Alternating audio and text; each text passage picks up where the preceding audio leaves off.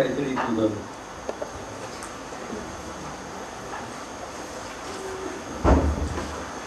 कुठलं नाथाच्या घरची कुठलं अभंग काय कुठलं नाथाच्या घरची नाथांच्या घरची साधं आईने केलेली कुठलं तरी घे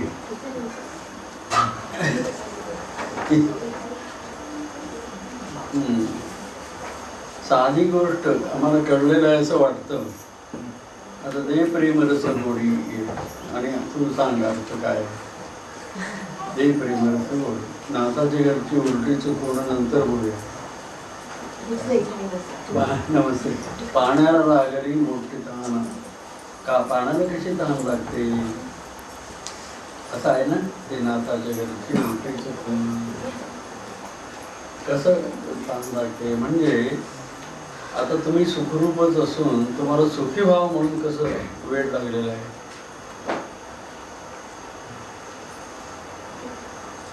सच्चिद आनंद स्वरूप तुम्ही आणि खटपट काय सकाळपासून संध्याकाळपर्यंत सगळ्यांची चाललेली असते. सुखी व्हावं. कुठेतरी वीकेंडला प्रोग्राम ठरलेले असतात. शनिवार रविवारी मिळून सोमवारपासून शुक्रवारपर्यंत काम कार्य करायचं म्हणजे शनिवार रविवारी कुठे जायचं हे ठरलेले असतात. जास्तीत जास्त ते पेपरमध्ये कुठं कुठं काय खाण्यासारखं नवीन नवीन अलिबाग ह्या कॉर्नरला काय त्या कॉर्नरला काय येत असतं. पेपरमध्ये ते एक आयटेमच असतं. म्हणजे हे खाऊन बघा हे टी व्हीवर तेवढं डोकं उठवतात. म्हणजे प्रत्येकाने अमुक अमुक जिन्नस करून बघा आणि ते बघायचं. त्याच्यामध्ये वेळ गुंतलेलं असतं. हे सगळं कशासाठी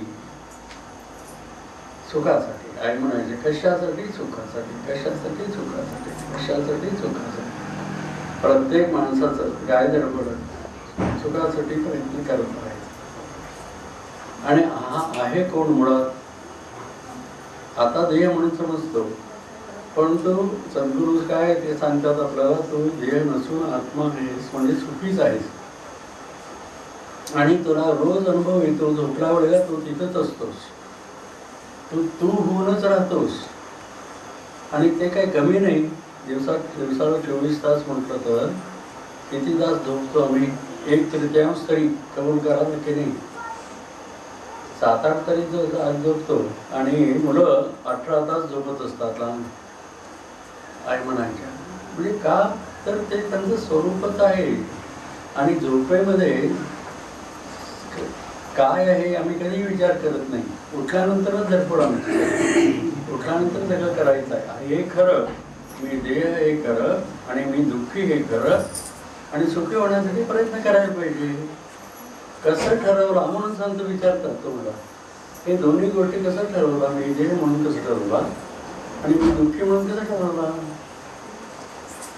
कसं ठरवलं म्हणजे आम्हाला वाटतं ते ठरवायची जरुरीच नाही.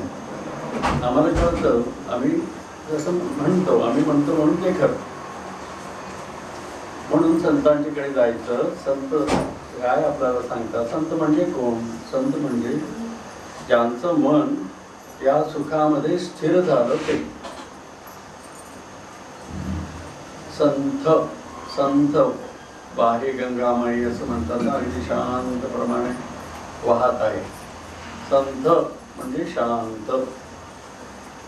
कशात शांत झालं आपलं मन या परमेश्वरामध्ये जो शांत रूप आहे. कशाच रिव्हर्स केला गेलं काय आवाज कशाचा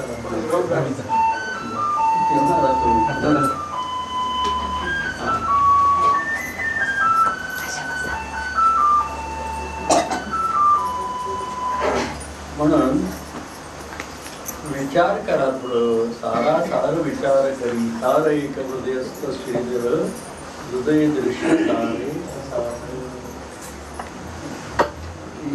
एक लाईन इकडे आज हा विषय घेऊया. ते जपमाळावरून आठवण झाली मला. मुद्दा म्हणून ठेवलं ते वाटतं. तुम्ही ठेवलं का. आईने आपल्याला काय सांगितलेलं आहे. आज तुम्ही सुखी असाल तर काही करायला नको आहे, आरामात सुखीच राहा. आणखीन काय करायचं असतं? पण सामान्यतः सुख नाही, सुखी क्षणाला सुख असतं तर काय वाटतं, दुसऱ्या क्षणाला परत नाही. हे माझ्या मागला काहीतरी ह्या जगात होत असतं आणि त्याचा परिणाम आमच्यावर होतो आणि मी दुःखी राहतो. म्हणून संतांनी, आईने आम्हाला काय सांगितलेलं आहे, पट केलं, आईंचंच घेऊया की नामस्मरण, भजन आणि ही पुस्तकं जी आईने लिहिलेली आहेत ते वाचा.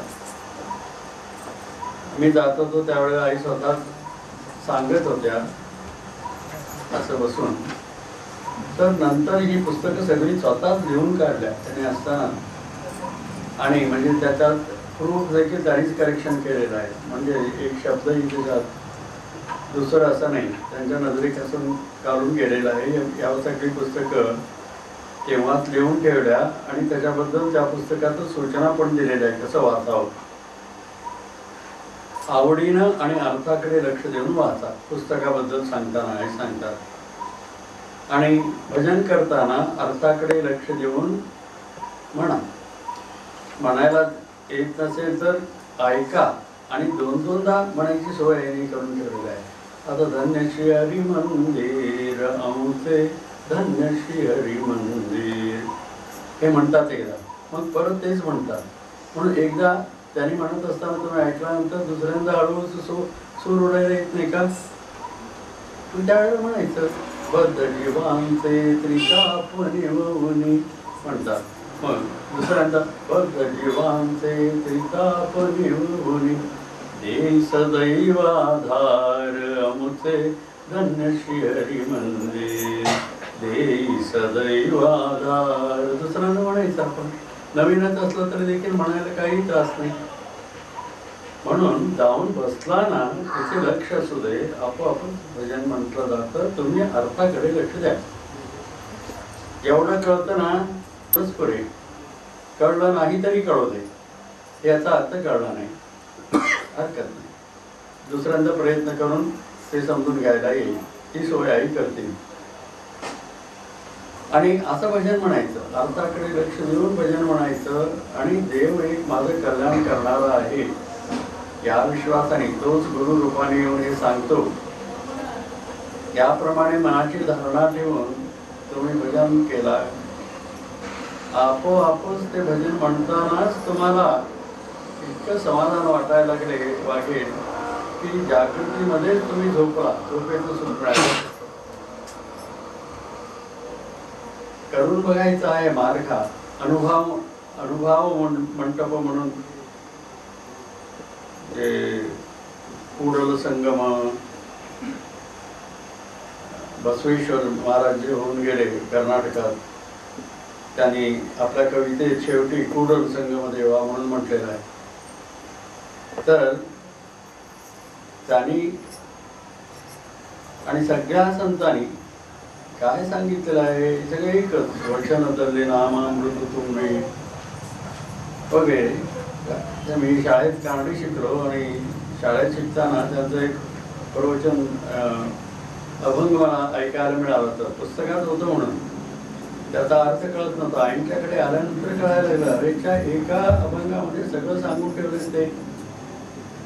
ते म्हणाले, देवाला तुम्ही आपलंसं करण्यासाठी छोटासा उपाय आहे, चोरी करू नका, कळबेडा, अहिंसा म्हणजे कोणालाही काया वाचा मनाने दुखवू नका. हे याचा अर्थ कळत नाही का? कळतं. दुसऱ्याने आम्हाला दुखू नये असं वाटतं, पण आम्ही मात्र दुखवणार.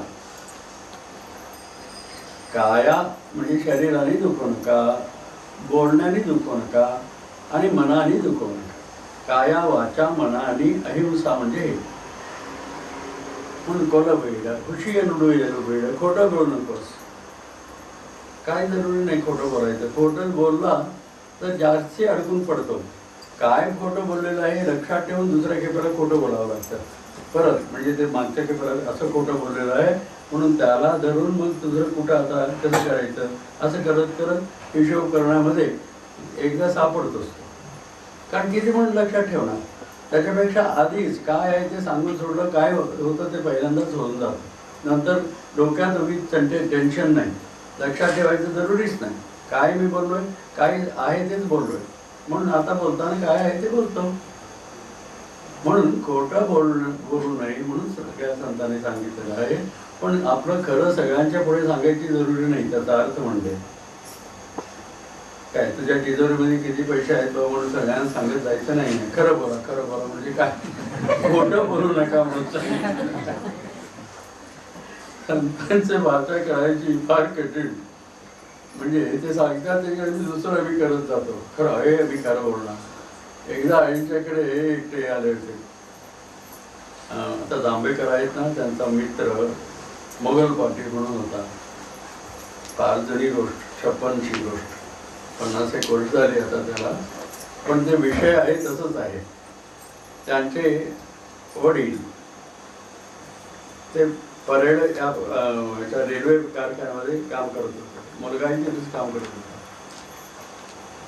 ते दोघेही म्हणजे मुलगा जांभेकरांच्याकडे कर्जतला ते असताना भजनाला जात होता. आणि तिथे त्यावेळेला जांभेकर फौजदार होते. त्यावेळेला दारूबंदी होती. आणि या मोगल पाटलाचा वडील दारू पीत होता म्हणून तो त्यावेळेला पोलिसांच्या हातात सापडला आणि पोलिसांनी त्याच्यावर खटला भरला आणि ते कोर्टात गेले केस. आणि साक्ष पुरावे वगैरे होते. मग 3 महिने शिक्षा झाली असती. 3 महिने शिक्षा झाली तर नोकरी गेली असती रेल्वेची त्याची. मग त्यांचा मुलगा आईंच्याकडे पत्र पाठवला. भजनाला येत होता ना तो. आता जांभेकर आपले बाळकृष्ण जांभेकर आहे, त्याचा मित्र तो, त्याचे वडील. आणि त्यांना यांनी सांगितलं त्या सगळ्यांनी त्यावेळेला भजनाला जाणारे हे आमचे वडील फौजदार आहेत. आणि ते साक्षी जे काय पंच असतात त्यांना सांगितलं आम्ही पाहिलंच नाही, उगीच आमच्याकडून पोलिसांनी जबरदस्तीने असंही घेतलेले आहे असं म्हटलं तर मग खटला पूर्ण होऊ शकत नाही, की झुकतोस असं. पण तर वडील म्हणायला लागले, म्हणे नाही मी खरं बोलणार, मी त्यांनी खोटं बोलणार नाही, मी प्यालेलं होतं, मी प्याले म्हणून सांगणार मी तिथे. मग जा आता प्याल म्हणून सांगणार म्हटलं तर आता काय करणार, शिक्षा होणार, नोकरी जाणार. असं त्या मुलाला चिंता पडली. तो आईनं एक पत्र पाठला, आई आमच्या वडील हरिपुढे हरिश्चंद्राचा अवतारच दिसतात, म्हणजे खरं बोलणार म्हणून म्हणतात.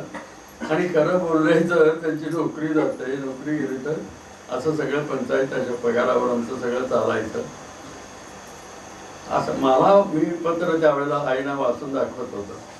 मग ते वाचून दाखवलं. मला वाटलं वाचतानाच हे काय माणूस असेल, हरिश्चंद्राचा अवतार, खरं इतकं खरं बोलणारं, शिक्षा होतं तरी खरं बोलतो म्हणून म्हणतो, म्हणजे खरे आता खरेपणा याच्यामध्ये आहे असं मला माझी समजूत आहे. आता आई काय सांगतात ते बघावं असं म्हणून वाटलं. मग आई म्हणाल्या आताच्या आता एक पत्र लिहूया त्याला, कागद आणि हे घेऊन घे म्हणाले. आणि पत्र मला सांगायला लागल्या. आणि त्याच्यात असं होतं की तुझ्या वडिलांना आता तू भजनाला येतोस म्हणून देवाने एक चान्स दिलेला आहे. ते येत नाही, ते आले असते तर मग या गुन्ह्यामध्ये सापडलेच नसते, पिण्यात किंवा सोडले असते. परंतु आता ते येत नाही तरी तू जातोस म्हणून देवाने त्यांना एक चान्स दिलेला आहे. काय म्हणून आता ते पंच वगैरे सगळे ते सांगायला तयार होतील आणि त्याच्यातून सुटायचं असं. आणि ते नाही मी खरंच बोलणार म्हटलं तर त्याला खरं बोलणं म्हणत नाही. कारण कायदा आहे ना, पिऊ नये म्हणून सगळ्यांना माहीत आहे ना, तसं शिक्षा होते म्हणून. मग त्यांनाही माहीत आहे कायदा पाळायचं त्याचं कर्तव्य आहे. आणि ते कायदा त्यांनी पाळलं नाही म्हणून त्याचं सापडलेले आहे. आणि देवांनी एक ठरवलं तू भजनाला जातोस म्हणून त्यांना एक काम द्यायचं. म्हणून आता गपचूप ते उपयोग करून घेऊन पार पडले आणि पुढं मी भीत नाही. आता देवाकडून शपथ घ्यायला पाहिजे त्यांनी आपल्या वागण्यामध्ये सुधारायचं, म्हणजे ते खरं काहीतरी केल्यासारखं होईल. नाहीतर हा भ्रम त्यांना नसावा की मी खरं बोललो असं म्हणून. असत्याच्या पायावर सत्य कसं उभा राहणार असं आई त्यावेळेला. असत्य काय म्हणजे पिऊ नये म्हणून कायदा असताना प्याले ना, हे कसं असतं. आणि त्याच्यावर हरिश्चंद्र व्हायला बघितलं तर चालतं. ते आपल्या हरिश्चंद्र खूप होते. हरिश्चंद्र कोण कुठल्याही परिस्थितीत गुरु काय सांगतात ते रेग ओलांडला नाही.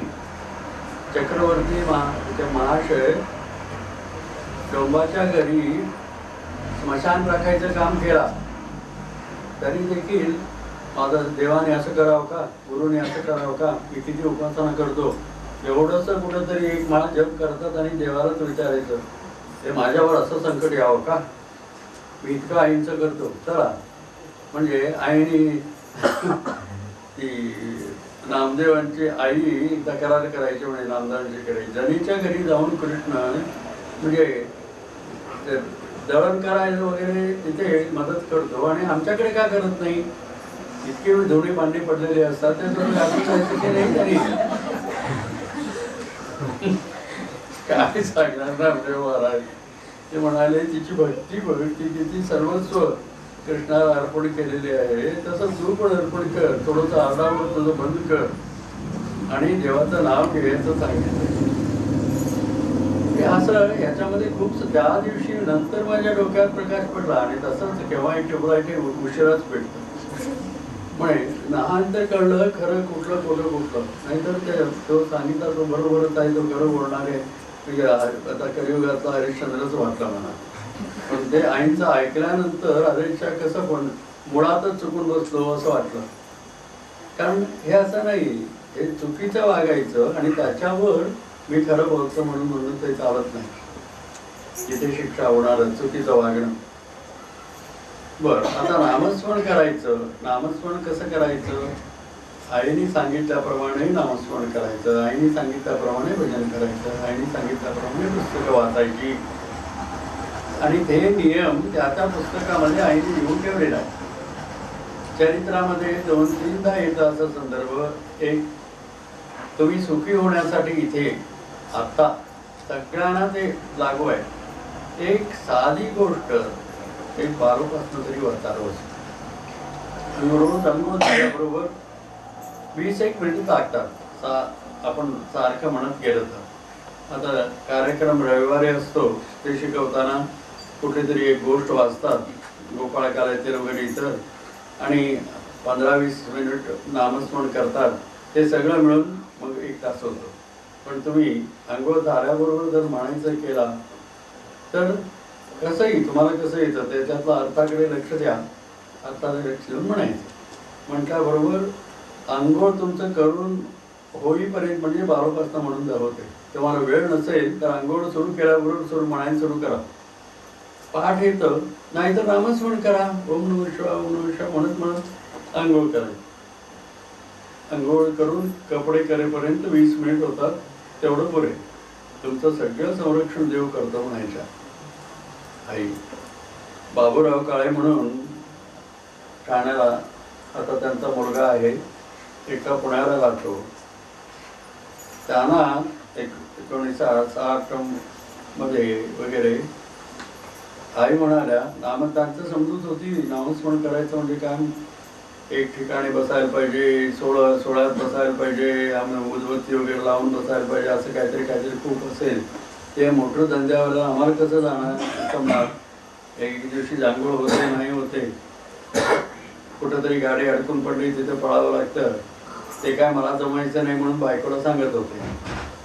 मग आई त्यांना म्हणाल्या, तुम्ही करता तरी काय मोठं धंदेवाले म्हणजे. ते म्हणाले, सकाळी 7 वाजता डबा घेऊन बाहेर पडतो ठाण्याहून, गाडीत बसून बायकळापर्यंत जातो, 1 तास लागतो.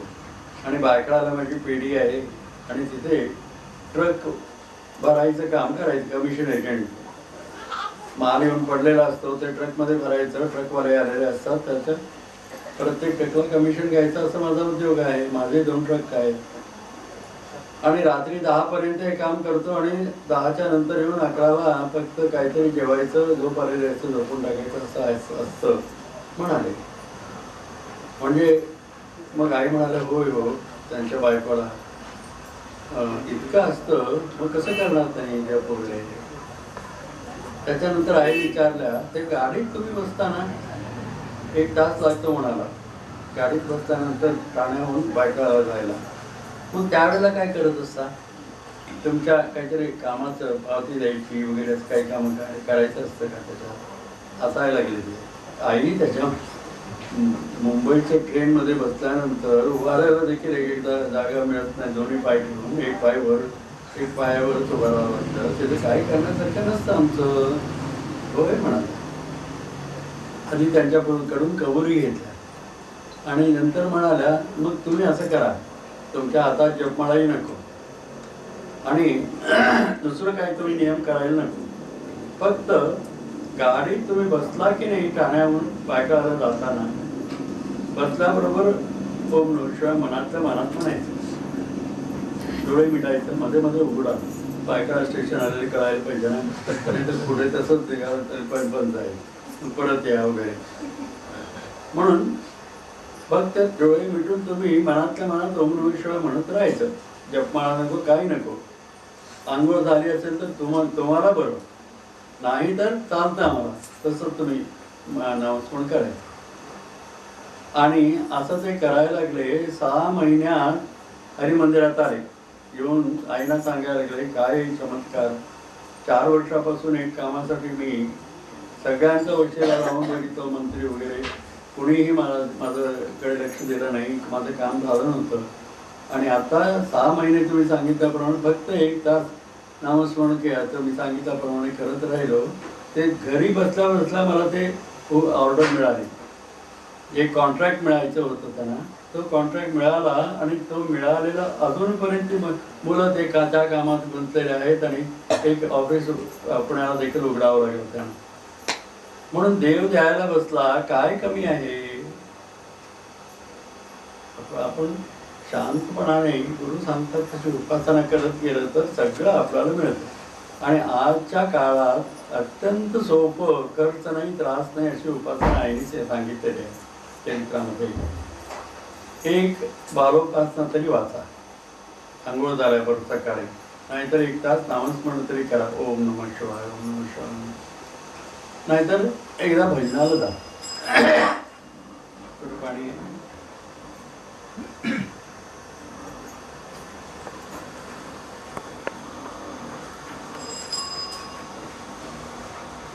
आणि त्याची प्रचिती 1955 मध्ये जायला लागलो आईच्याकडे.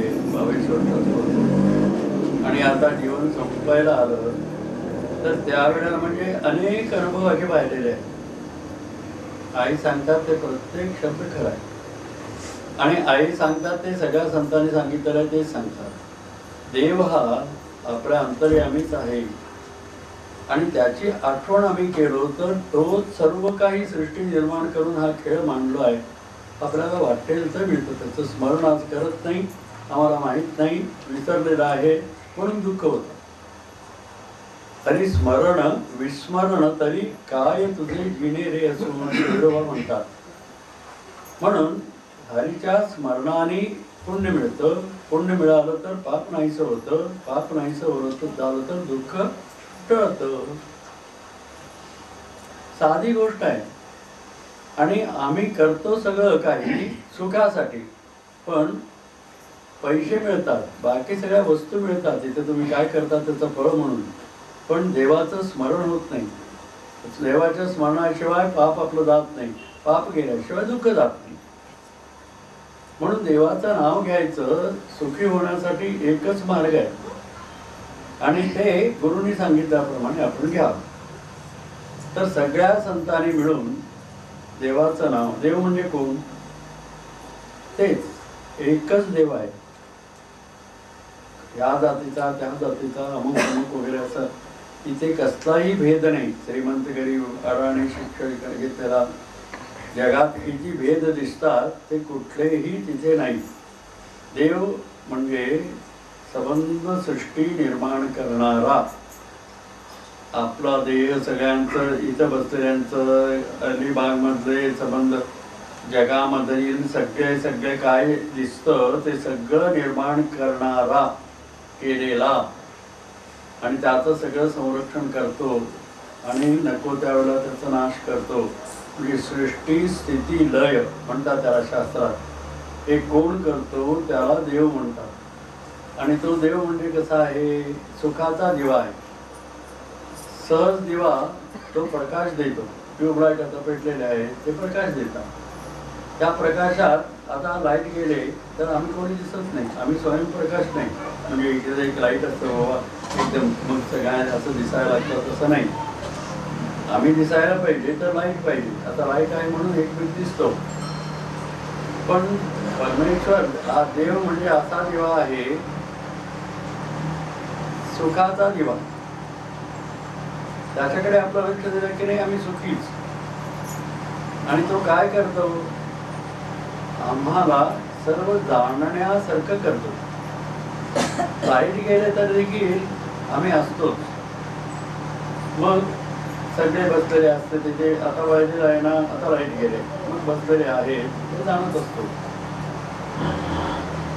आणि लाईट आले की नाही मग सगळे काय आहे ते कळतं. ते कळणं कसं कळतं, देव ज्या स्वरूपाचाच आहे, चित स्वरूप म्हणून कळतं. आणि ते आम्ही आत्मा म्हणजे मी सगळं काही जाणणारा जो सृष्टीची लय करतो आणि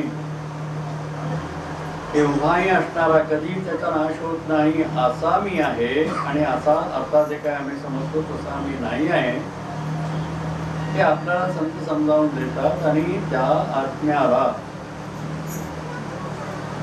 खूण म्हणून ओंकार, ओम असं म्हणतात. म्हणून हा मंत्र आईने दिलेला कसा आहे, ओम नमः शिवाय. शिव हा शब्द रुद्र मंत्रामध्ये येतो. हजारो वर्षापूर्वी ऋषींनी तो मंत्र तयार केला. अथवा त्यांना परमेश्वराकडूनच तो मंत्र मिळाला. ते जाणले आपल्या ध्यानाच्या समयी. आणि त्याच्यामध्ये हा शिव शब्द आहे. आणि त्या शिवशब्दाचा अर्थ संस्कृतमध्ये कल्याण करणारा, मंगलमय करणारा, अशुभ असलेला नाश करणारा, सर्व भलं करणारा, चांगलं करणारा असं अर्थ आहे. हा ओम जो आहे दिवा, ते सुखाचा दिवा परमेश्वर, हा सर्व आपलं जीवन मंगलमय करणारा आहे. म्हणून त्याला शिव म्हणतात. त्या शिवाला माझा नमस्कार. एवढंच अर्थ आहे त्याचा. ओम नमः शिवाय. ओंकार रूप परमेश्वरा तुला माझा नमस्कार. हा अर्थ आम्ही जाणायला पाहिजे मंत्र म्हणताना. मंत्र म्हणजे काय, मनना त्रायते इति मंत्र. त्याची व्याख्या, जे सारखं म्हणण्याने आपला उद्धार होतो त्याला मंत्र म्हणतात. बाकी शब्द तुम्ही म्हटला TV TV TV TV TV TV, आम्हाला किती टीव्ही आवडलं तर देखील टीव्ही टीव्ही म्हटलं तर उद्धार होणार नाही. पण संतांनी हे जे काय शोधून काढलेलं आहे ते मंत्र, ते सारखं तुम्ही उच्चार केला, मग हरे राम हरे कृष्ण तोही मंत्र आहे, राम मंत्र आहे, श्रीराम जय राम मंत्र आहे, ओम श्रीराम जय राम मंत्र आहे. कितीतरी मंत्र असं सगळ्या संतांनी सांगितलेलं आहे. आईने सांगितलेलं, त्यांच्या गुरुने त्यांना काय सांगितलं ते आहे ओम नमः शिवाय. त्याचा अर्थ असा, त्या ओंकार रूपी सर्व कल्याण करणाऱ्या शक्तीला माझा नमस्कार. तो आपल्या अंतर्यामीच आहे. एवढंच त्याची आठवण, हा अर्थ त्याचा आहे. ते म्हणताना आम्ही लक्षात घ्यायला पाहिजे आणि तो ऐकायला पाहिजे. सुरुवातीला आपल्याला अडचण करताना, उपासना करताना कोण अडचण करतं, सगळे म्हणत असतात काय हो माझी बायको मला मंदिरात जायला देत नाही, काय सारखं आता जेव्हा जाऊन तिथं बसतात थोडं फिरायला जाऊया, थोडं इकडे जाऊया, पिकनिकला जाऊया वगैरे वगैरे म्हणते. आणि कित्येक पुरुष म्हणत असतात बायको सोडत नाही, अमुक आता काय ते बसतात आणि यजमान सोडत नाही, काही कोणी काही करू शकत नाही आई म्हणायच्या. तुम्हाला जर देवाकडे लक्ष द्यायचं असेल तर कोणी अडचण करत नाही. अडचण करतात दोघे इथे बसलेले, एक म्हणजे झोप आणि दुसरं म्हणजे इतर विचार, ते ओढून नेतात. म्हणून त्यांच्यापासून सावध राहा. म्हणून त्याच्यापासून सावध राहून आपण नामस्मरण करायला पाहिजे. त्यासाठी जपमाळा हातात घ्यायला पाहिजे. त्याला स्मरणी म्हणतात. काय स्मरण करून देते ही? झोपला तर हातातून खालीच पडते, मग कळतं. स्मरण करून देते त्याचं, महाराज तुम्ही झोपला, आता उठा. आणि दुसरी गोष्ट म्हणजे इतर विचारामध्ये मन गेलं ना तर त्यावेळेला इथं एक नियम आहे. काय? याला मेरू म्हणी म्हणतात. हे एकच वेगळं आहे, बाकी सगळे एक प्रकारचे म्हणी आहेत. हे एकच इथं वर त्याला काहीतरी बांधलेले आहेत. आणि असं हे बघितल्यानंतर 108 मध्ये हे एक वेगळं आहे. मग ह्याला मेरू म्हणी म्हणतात. या मेरू म्हणीच्या पुढच्या म्हणीवर बोट ठेवून आपण जपाला सुरू करायचे असते. आणि इथपर्यंत, इथं शेवटची म्हणी आल्यानंतर हे हाताला लागायला लागतं. एक माळा झालं. तोपर्यंत आपलं मन ओम नमः शिवाय म्हणण्यामध्येच असावं. तेवढ्याच काय होतं, इथे एक 10 आता म्हणी आहेत असं आम्ही बघतच असतो. तेव्हा संपेल असं सुरू असतं. मग इथे बघतो आता एक 10 राहिले. मग एक 2-3 मिनिटात आहे. मग ओम नमः शिवाय तिथं ओम नमः सुरू झालं फक्त तोंडाने म्हणत असतो. मग बाकीचे विचार लगेच घुसतात. मग हे झाल्याबरोबर आता भाजीपाला आणायला जायचं आहे, मग बहीण येणार आहे, मग कुठला ड्रेस करायचं, मग येताना त्या सेल लागलेला आहे त्याच्याही थोडं जाऊन यायचं. हे म्हणे एका मोजत असतो आम्ही, पण लक्ष तिकडे नसतं. आणि त्याच्यानंतर थोड्या वेळानंतर बघतो अजूनही कसं मग मेरू म्हणी आलं नाही, 10 म्हणी एवढ्यात यायला पाहिजे होतं. मग अजूनही का नाही म्हणून असं बघितलं तर मेरू म्हणी ओलांडून इकडे 10 म्हणी. हे मेरू म्हणी ओलांडून गेलो. कसं काय ओलांडून गेलो? इथं हाताला काही लागलं नाही, वेगळेपणा काहीच वाटला नाही. वाटतं काय, मन दुसऱ्या ठिकाणी असेल तर मेरू पर्वत देखील ओलांडून जातो. मेरू म्हणी काय? आता कित्येक वेळेला बघा, तुम्ही बाजारात चाललेला असता, तुमचं भाऊच समोरून येत असला तर देखील तुमचं मन दुसरं विचारत असेल, तुम्ही तसंच जाता अगदी दौडून. मग तोच होऊन असं फाट म्हणून मारला. काय करू, काय विचार करत होता म्हणतो, हा तू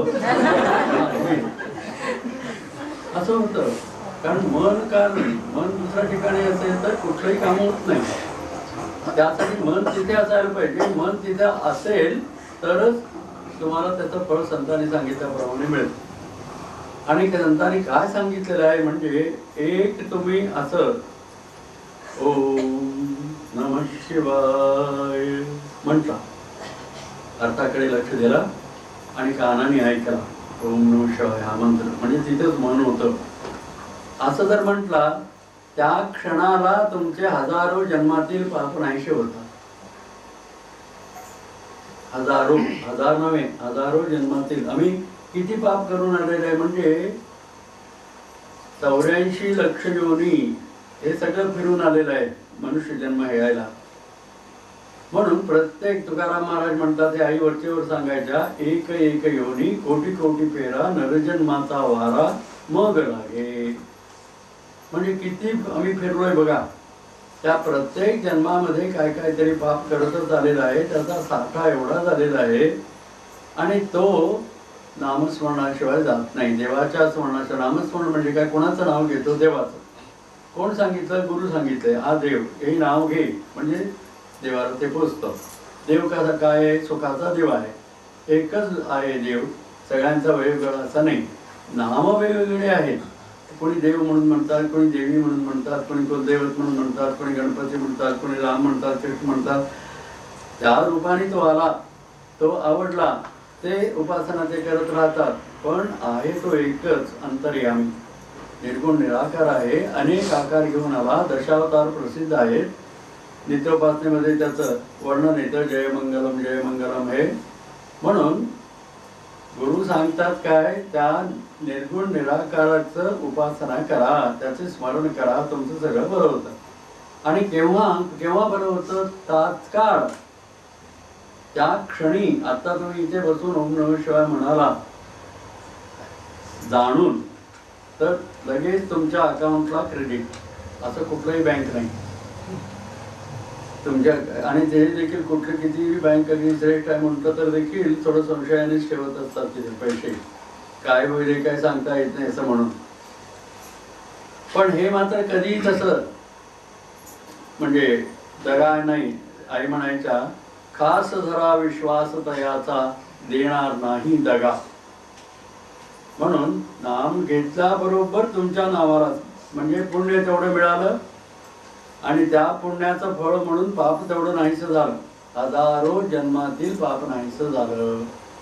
मग तुम्ही सारखं जर नामस्मरण घ्यायला लागला. तुकडोजी महाराज त्यांच्या एका अभंगात म्हणतात, आईने पण सांगितलेलं आहे, नाम एक माळ म्हणून सुरू झाली तर देखील तुम्ही सारखं येता जाता नामस्मरण करायला पाहिजे. इथं जर एवढं पुण्य मिळतं तर त्या पुण्याने पाप नाहीसं होतं. तर सारखं म्हणत राहा, मंगलमय नाम तुझे सतत गाऊन दे.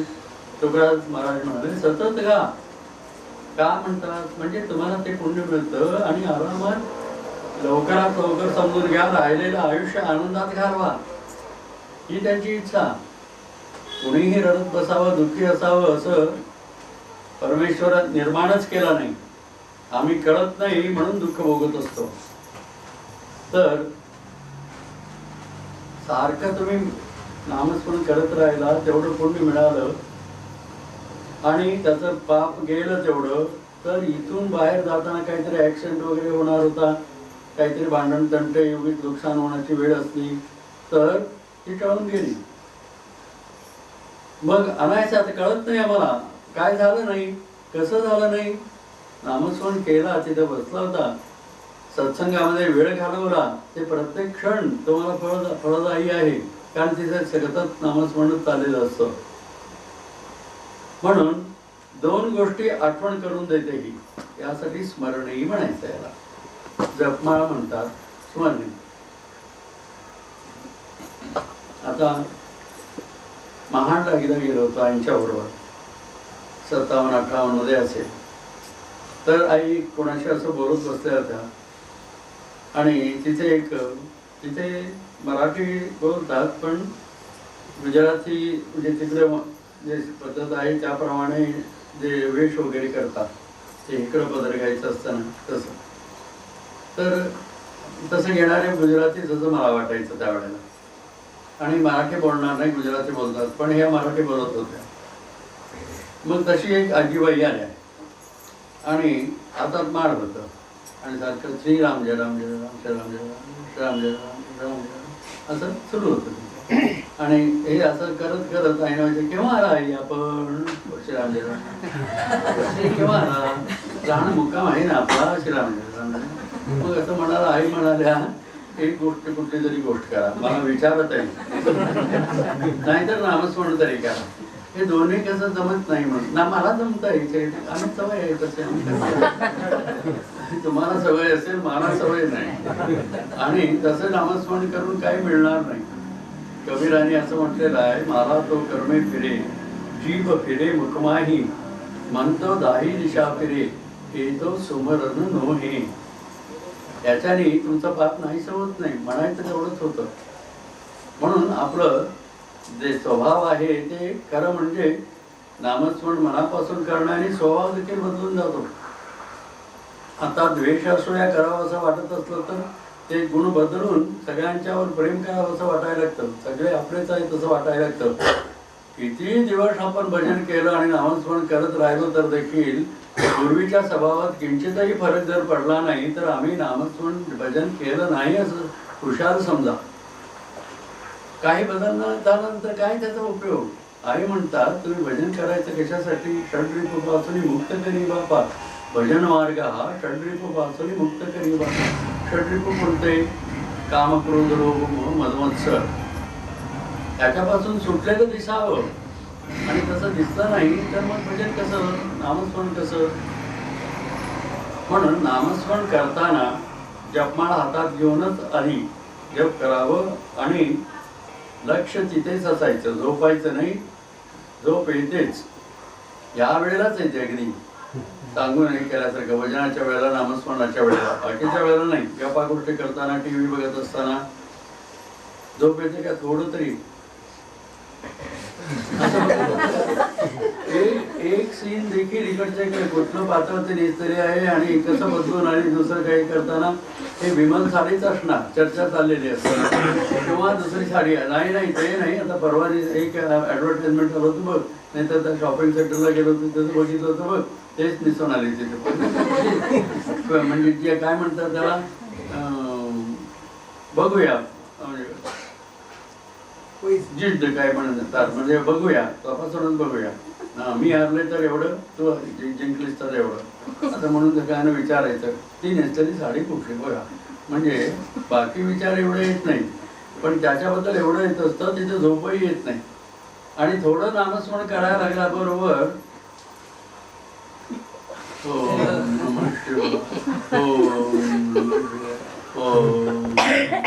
आपल्याला कळत नाही, हळूहळू ते मन तिकडे जायला लागल्यानंतर उच्चार देखील बदलतो. पहिल्यांदा किती जोर अगदी जोरात म्हणत असतो ओम नमः शिवाय, ओम नमः शिवाय. माझाच अनुभव, आई एवढं सांगत होत्या ना त्यावेळेला मला असं वाटायचं मग मी शाणा आहे कसं वाटायचं. CSC पर्यंत शिकलो, फार झालं असं. कॉलेजमध्ये शिकलं तर फार शाणा अशी एक माझी समजूत होती त्यावेळेला. नंतर मग हळूहळू सगळे ते कमी झालं, पण हळूहळू. आणि त्यावेळेला इतकं कशाला सांगतात आई, एवढं एक 5 मिनिटात सांगितलं तर समजा होऊन जातं नामस्मरण असं करायचं म्हणून. आणि वरचेवर आई झोपू नका, झोपू आणि इतर विचार हेच अडथळा करतात म्हणून सांगायचं. मग मी म्हणायला बसलो. पहिल्या दिवशी ज्या वेळेला जमिनीवरचं काय घरी होतं ते चादर दुमडून असं त्याच्यावर ठेवून बेळगावला डास पार म्हणून DDT वगैरे मारून आधी मध्येच डास चालतात म्हणून उठायला नको असं म्हणून सगळं तयार होऊन बसतो. 2 उजवत्या लावून, म्हणजे ध्यानाला बसताना कसं बसावं असं नामस्मरण करताना तसं बसलो घरी. आणि मग आई सांगतात तसं आता जपमा घेऊन म्हणायला लागलो ओम नमः शिवाय. समोर आईचा फोटो ठेवून ओम नमः शिवाय, ओम सावकाश म्हणायचं आहे एकदम. अनुषा अनुषा अनुषा अनुषा काय घाई कुत्र पाठ एवढी घाई काय त्याला. अनुषा अनुषा अनुषा अनुषा आणि एक माळ आणि लगेच घुमटीकडे बघतच म्हणायचं हो.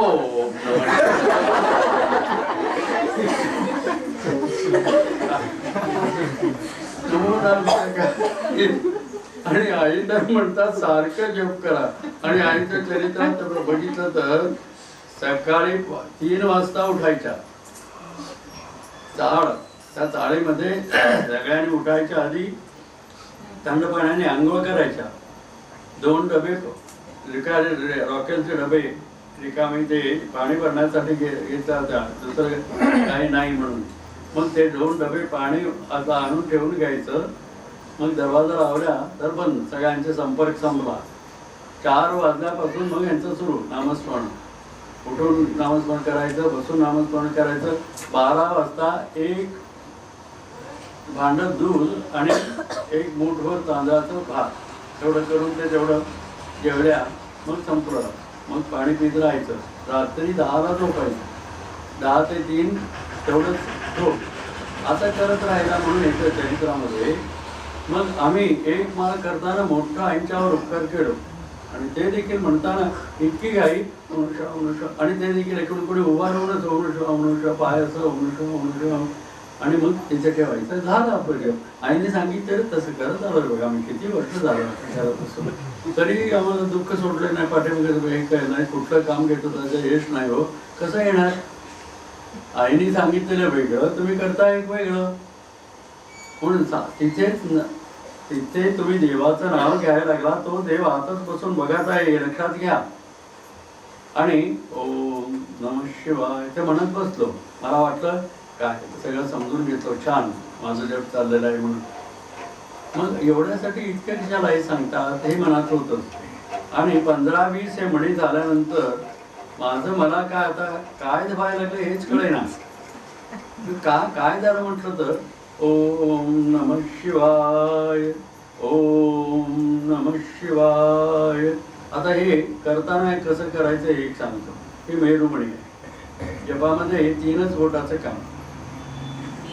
5 बोटं इकडे उजव्या हाताला 5 बोटं आहेत ना, म्हणजे 6 आणि जास्त जे बोट असते ना नंतर बघूया. त्याच्यापेक्षा असतील तर असू शकतात, कमी असू शकतात. एकट्याचे 3 बोट गेले होते ॲक्सिडेंटमध्ये. तो मला विचारला, माझे 3 बोट गेले इथे मधलं, मी कसं जप करू? तो कसं करतो तसंच कर म्हटलं.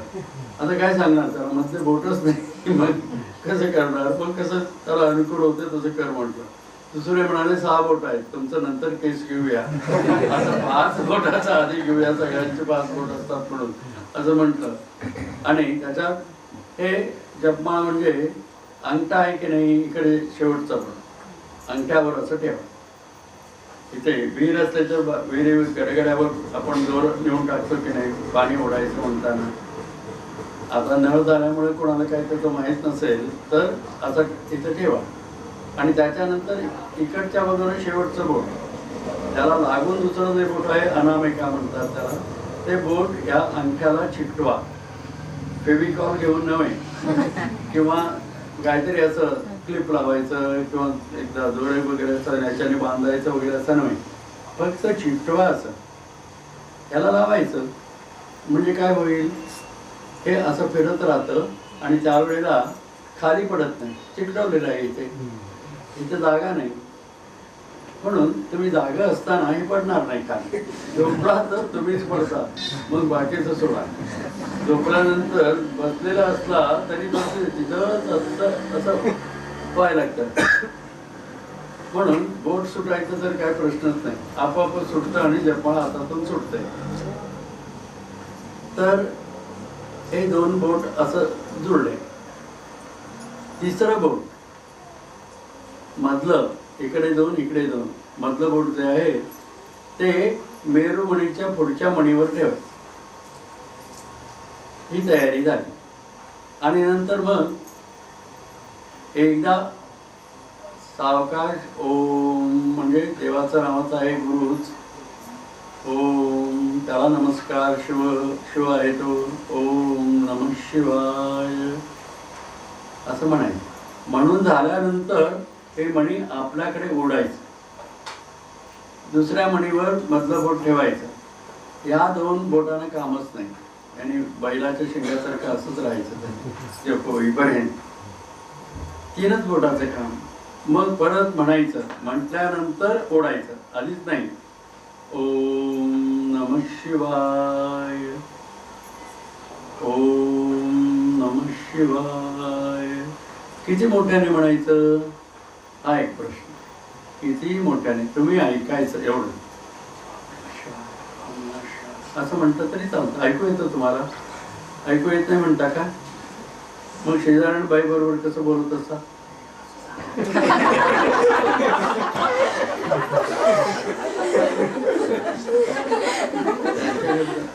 कसं सांगितलं असतं आणि बरोबर तिला ऐकलं बोललेलं म्हटलं तर एवढं बारीक आवाज मध्ये म्हटलेलं देखील कळतं. मग इथे हिच्यावरच काय करायचं म्हणतात तरी कळतं. नाहीतर मोठ्याने म्हणायला आम्हाला सांगितलं तरी मंदिरात आम्ही ओरडूनच म्हणणार ओम नमः शिवाय. आता आजारी कोणी असतं, कोणी मुलं अभ्यास करत असतात, त्यावेळेला असं म्हटलं तर तुमचं जप नको, तुम्ही नको, गप्पच बसा असं म्हणायला सुरुवात करतात घरी. म्हणून आईच्या नावावर घालायचं, हो मोठ्याने म्हणायला आम्हाला सांगितलं, आईने तसं सांगितलं. तुम्ही म्हणताना तुम्हाला ते जाग तुम्ही असावं आणि त्यासाठी तुम्हाला ते ऐकू येण्यासारखं म्हणा. कोणाला त्रास होतो? एकच खोलीचं घर असलं तर देखील तिथेच प्रपंच करता आणि 1 तासभर तिथे बसून जप करायला होत नाही. सगळं होतं, करायचं मनात यायला पाहिजे एकच. आम्हाला त्याच्यापासून खूप फायदा आहे. ज्या वेळेला कळेल त्यावेळेला आपोआप सवड मिळते. आणि तसं म्हणायला लागल्यानंतर 25 म्हणून झालं. मला असं वाटलं आता झालं, उगीच आई सांगतात तेवढं पण तेव्हा एकदम असं झालं, ओम नमः शिवाय, ओम नमः शिवाय, ओम नमः, ओम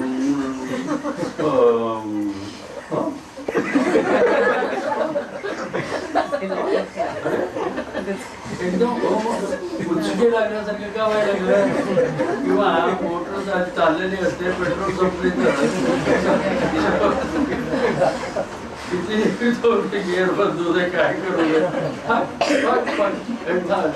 तिथे तसं एकदम झालं. आता इतकं मोठ्याने म्हणत होतं, आवाज अगदी व्यवस्थित होता, ओम नमः शिवाय सगळे उच्चार बरोबर होत होते आणि मध्ये एक एक अक्षर गिळायला लागलो. ओम नमः शिवाय, ओम नमः, आणि लगेच इतकं फास्ट दुसऱ्यांदा म्हणताना अर्ध्याच्या वर गिळून गेलो. तिसऱ्यांदा म्हटलं ओम ओ, आणि ते देखील आवाज बदलतात आणि तेवढ्याला तरी आता तो मला खालीच पडले. मग आता तेव्हा थोडीशी जाग गेली आणि बघितलं तर बोटावर बोट घासायला लागले. एवढी मणी जपमाळ असताना त्या मणीवर बोट ठेवून असं असं करताना तो, आणि इथं मणीच नाही म्हटल्यानंतर काय होईल, बोट कुठलं काय. मग बघितलं तर इतकं वाईट वाटतं त्या दिवशी. अरे का वाईट वाटलं म्हणजे आता कुठून सुरू करायचं, म्हणजे हे सगळे मणी एकच नमुन्याचे आहेत ना, कसं आता कुठून सुरू करायचं. काय नाही, महाराज झोपला होता पहिल्यापासूनच सुरू 4-5 जपाला बसल्यावर आता तो मला खाली पडली. 10 मिनिटात संपणार, 1 तास झाला तर देखील जप संपेना. मग लक्षात आलं आई कशाला सांगतात ते 1 तासभर, हे डोक्यात आपल्याला पूर्ण शिरायला पाहिजे. आणि जपाला बसायच्या आधी झोपून उठा, नंतर जप करा, पण झोप यायच्या वेळेला वगैरे जप असं करून संपूया म्हणून म्हणायचं नाही. झोप आलीच म्हणून समजा, काही झोप झाली असते तर देखील जप सुरू केलं तर भजनात बसता झोप येते. म्हणून झोप आवरा, इतर विचार आवरा. इतर विचार आवरा म्हणजे विचार येत असतात, मन विचार करण्यासाठीच आहे, त्याच्या पाठीमागे जाऊ नका. आता आम्ही काय करत असतो, मनात विचार आलं ना, साडी तिथे सेल आहे, आज शेवटचा दिवस आहे की काय, नाही उद्या पण असेल, नाही उद्या कशाला, आज बघूया, भजनाला बसलेली उठलीच, असं होतं. मग विचार सामान्य नाही, ते उचलतातच आम्हाला, उचलून बाहेरच फेकतात, चला तिकडे म्हणून. तुम्ही त्याला वाव दिला तर भजनाला मी बसले, उठणार नाही. 1.5 तास इथे मी गुरुना माझं मन काया वाचा मन अर्पिता गुरुपदी, गुरुने ग बाई बोध केला की होईन मी सुखी, होईन मी सुखी, म्हणता ग बाई झाले मी सुखी. म्हणून धाक दाखवायचं गुरूंचा, आत्ता मी उठणार नाही, मनाला सांगायचं, आपल्याच मनाला, तू काय सेल सांग, कुठले काय काय काही, आत्ता उठणार नाही, नंतर 1.5 तास संपलं मग ते काय सांगतं ते ऐकेन. त्याला एक सुंदर शिवाराधनेमध्ये उपमा पंचभूपाळीमध्ये आहे. वृत्ती जिकडे धावे तिकडे न जावे ती पाठी, तिचा साक्षी होऊन पाहता स्वरूपी सदा भेटी. आपलं स्वरूप आत्मस्वरूप आहे, ते आहेच आहे. या शरीराच्या मागे इंद्रिय आहे, इंद्रियाच्या मागे मन आहे, मनाच्या मागे आत्मा आहे, तो मी आहे. आणि तो कसा आहे, सच्चित आनंद स्वरूप, अस्ति भाती प्रिय रूप आत्मा. प्रियत्व जे प्रत्येकाला पाहून, काय वस्तू पाहून आपल्याला प्रियत्व वाटतात, ते गुण आत्म्याचा आहे. अस्ति तो केव्हाही असतो, भाती जाणतो, आणि प्रिय आहे तो. सच्चित आनंद स्वरूप म्हणतात ते तुम्ही आहात. ते बाहेर आता दिसतं, हे नाटकात काम केल्यासारखं फक्त जागृतीमध्ये या देहाचा खेळ, देह वापरून आम्ही ह्या जगामध्ये परमेश्वराने काय सृष्टी निर्माण केलेली आहे, किती माणसं, किती नमुन्याची माणसं, किती नमुन्याची झाडं, किती नमुन्याचे आता नवीन नवीन शोध वगैरे, त्याच्याने किती फॅसिलिटीज आलेल्या आहेत, आपल्याला सोय झालेली आहे. हे सगळं गंमत बघण्यासाठी जागृती, त्याच्यामध्ये तेवढंच हा देह उपयोगी पडतो. स्वप्न आपल्याला पडतात त्यावेळेला हा देह नसतो, मन तेवढंच असतं. आणि झोपेमध्ये मनही नाही, देहही नाही, इंद्रियही नाही, मीच मी असतो. म्हणून तिथं कोणालाही दुःख होत नाही. आणि ते जाणल्यानंतर मग दुःख संपलं. मग जागृतीमध्ये देखील त्याच स्थितीमध्ये असून आपल्याला जागृतीची सगळी सगळी कामं करता येतं, हे संत आपल्याला सांगतात. म्हणून त्यासाठी आपण हे शिकण्यासाठी नामस्मरण, देवाचं स्मरण. नामस्मरण म्हणजे काय? देवाचं स्मरण. भजन म्हणजेही देवाचं स्मरण, पुस्तक वाचन म्हणजेही देवाचं स्मरण. एकच आहे. आता इतके पहिल्यांदा मन लागत नाही तिकडे, म्हणून अनेक नमने. एक भाकरी फक्त तुम्ही खाल्ला तर देखील पोट भरतं. काही त्याला थोडस लावायला काहीतरी पाहिजे असेल तर, नाही तर पाणी पिऊन देखील होतं. पण एवढं सगळं कशाला पाहिजे असतं मग? कोशिंबीर पाहिजे, चटणी पाहिजे, ऊन पाहिजे, लोणचं पाहिजे. आणि सांगायचं काय, यजमानानं पाहिजे त्यांनी चटणी नसता जेवतच नाही बघा. त्यांना पाहिजे असतं कुठली चटणी यजमानाला. त्यांनी सांगितल्याप्रमाणे एकदाही करून वाढत नसतात. आपल्याला पाहिजे म्हणून हे आई म्हणायचं, हा मी नाही म्हणून. काय असं काय आम्ही करत नाही का? आई सांगायच्या तुम्हाला पाहिजे असतं म्हणून तुम्ही त्यांचं नाव सांगत असता. त्यांनी बाप काय सांगितलेलं ते वाढलेले काम ऑफिसला जात असतात म्हणून. बर, आता नामस्मरणामध्ये हे म्हणजे पुण्य त्याच्यापासून मिळतं. पुण्यानी पाप नाहीसं होतं, नाहीतर कुठल्याही गोष्टीने पाप नाहीसं होणार नाही. म्हणून अगदी सोपं पण अगदी कठीण. तुम्ही जर त्या नियमाप्रमाणे न झोपता, इतर न विचार करता केला तर प्रत्येक नामस्मरणाबरोबर तेवढं हजारो जन्मातील पाप नाहीसं व्हायला लागतं. मग वाल्मिकी ऋषी बनला. आधी वाऱ्या कोळ्या होता, अत्यंत पापी पण अत्यंत पुण्यवान झाला. तसं अनेक उदाहरणं आहेत. आणि त्यासाठी आई सांगायच्या की गोष्ट म्हणजे उपासनेत पहिलं हे नामस्मरण, भजन आणि पुस्तक वाचन. भजनाच्या बद्दल काल आपण घेतलं. दुसऱ्या पानावर काय सांगितलेलं आहे? 14 की 15 रे किती पाळायचं काम वाचून झालं आता संपलं किंवा तरी, आणि लक्षात झालं तर वाचा, नाही तर नाही. असं नाही, ते लक्षात ठेवून मग आळस सोडायचं. ते एक एक करत जायचं. समोर आपला समोर मी SSC ला होतो, म्हणजे त्यावेळेला पहिल्यांदा सुरू झाली. त्याच्या आधी मॅट्रिक म्हणत होते. बॉम्बे युनिव्हर्सिटीची परीक्षा व्हायची. 1948चा शेवटचं मॅट्रिकचं झालं. 49 पासून SSC सुरू झाली. तर त्या परीक्षेला बसताना SSC साठी मार्गदर्शन असं म्हणून करायला कॉलेजचे प्रोफेसर वगैरे येऊन मुलांना SSC ला बसणाऱ्यांना मार्गदर्शन करत होते. त्यावेळेला 49-50 गोष्टी. त्याच्यात मध्ये एक ते केमिस्ट्री प्रोफेसर आले होते. ते केमिस्ट्रीमध्ये इक्वेशन्स असतात ते विचारतात मॅट्रिकला, SSC ला. म्हणून ते इक्वेशन्स आपण लक्षात ठेवायचं. कसं ठेवायचं बाबा, असं ते आम्हाला सोपा उपाय सांगत होते. काय करता, प्रत्येक तुमच्या घरी तुम्ही एक कॅलेंडर लावलेलं असता.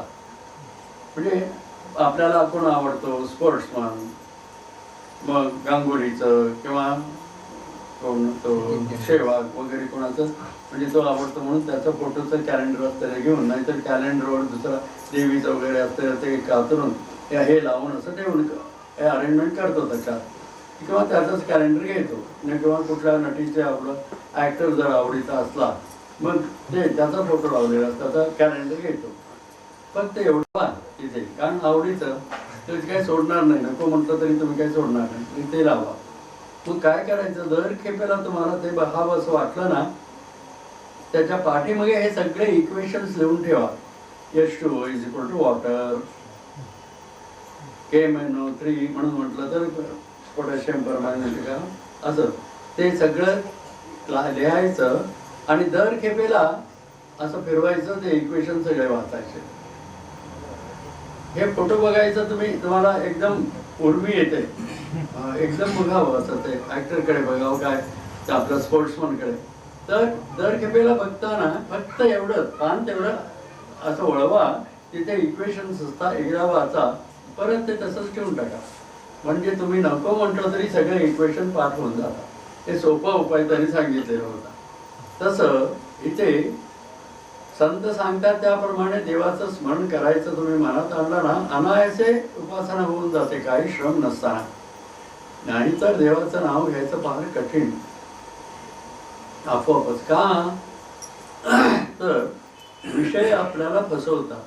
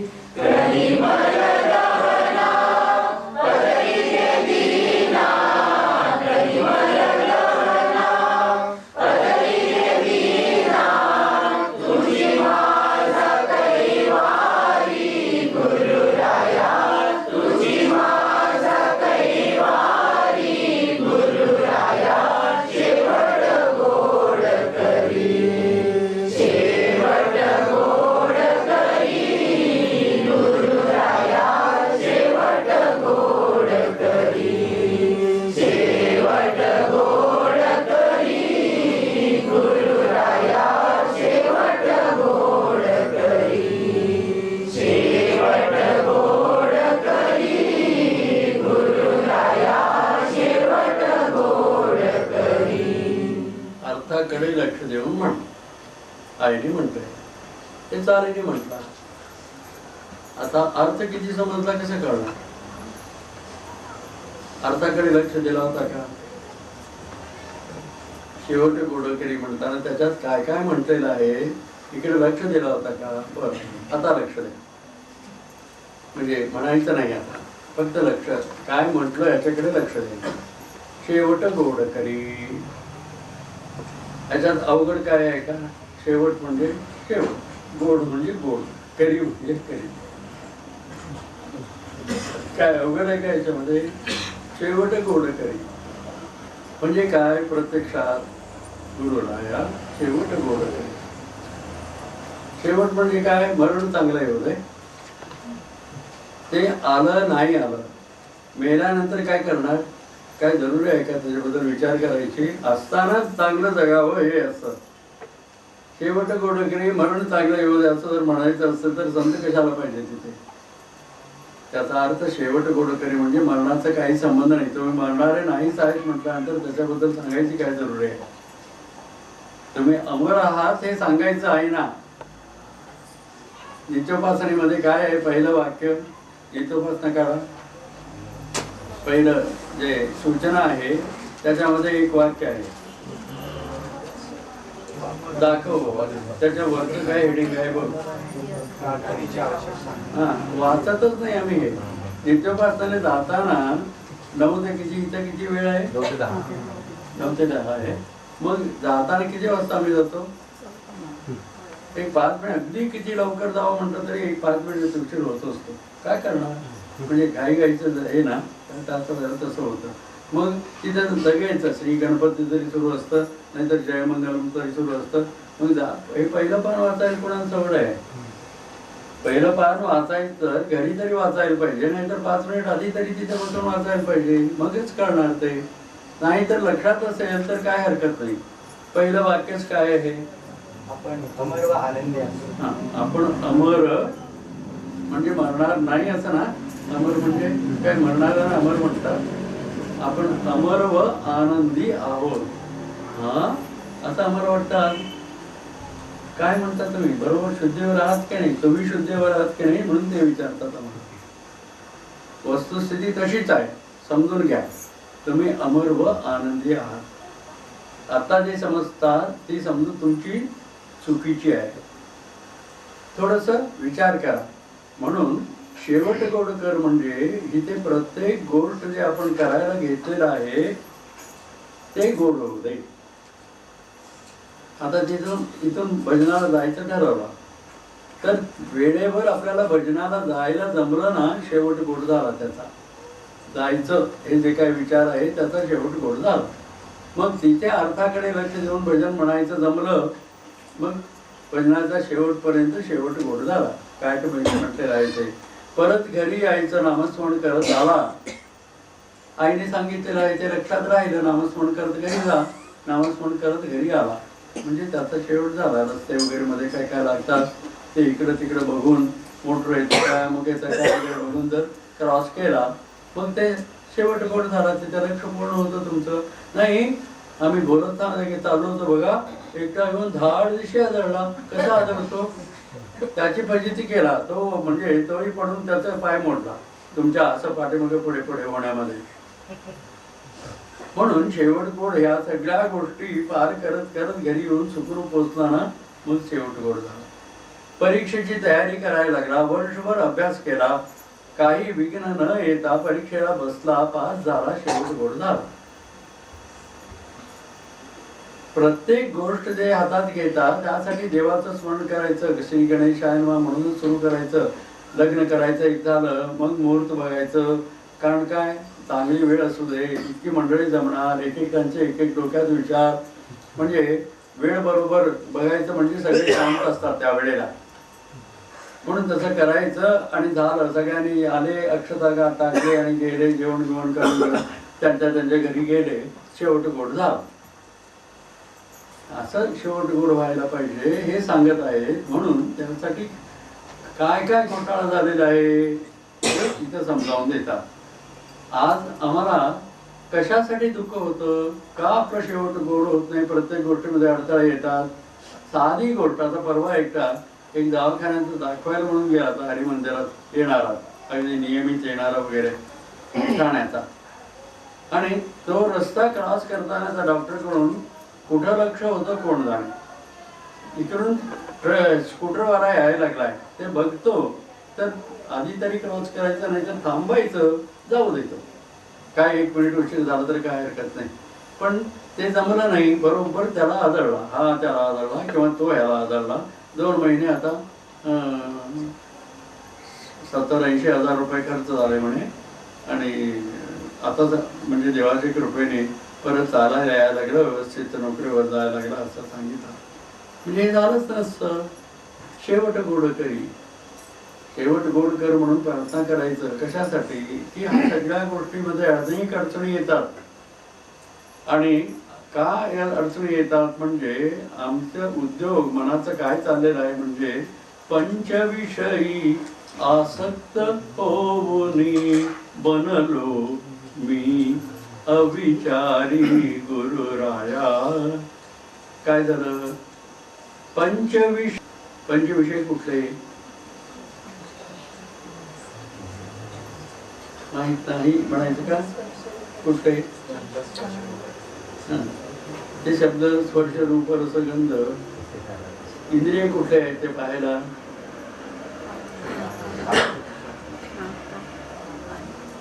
शब्द ऐकायला काय आहे? नाकाने ऐकतो का? नाही. शब्द ऐकायला पाहिजे तर कानच पाहिजे. एक एक काम एक एक करता. आवाज आता मी बोलायला लागलो, ऐकायला म्हणजे कानच पाहिजे. स्पर्श तर त्वचाच पाहिजे. रूप डोळेच पाहिजे. रस जीवच पाहिजे. गंध नाकच पाहिजे. एक एक काम एक एक इंद्रिय करतात. एक एक इंद्रिय एक एक विषय जाणतात. त्या इंद्रियाला काय अवगत आहे ना, त्या म्हणजे कानाला शब्द, कानाचा विषय शब्द आहे. शब्द जाणायला कान आहे.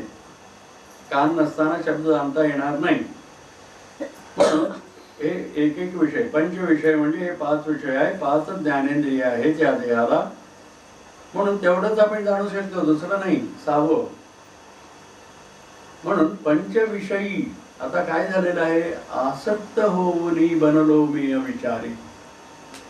ते पंचविषय जाणण्यासाठी देवाने आम्हाला मनुष्य शरीर दिलेलं आहे आणि इंद्रिय जोडलेलं आहे त्याला. इतकं छान छान.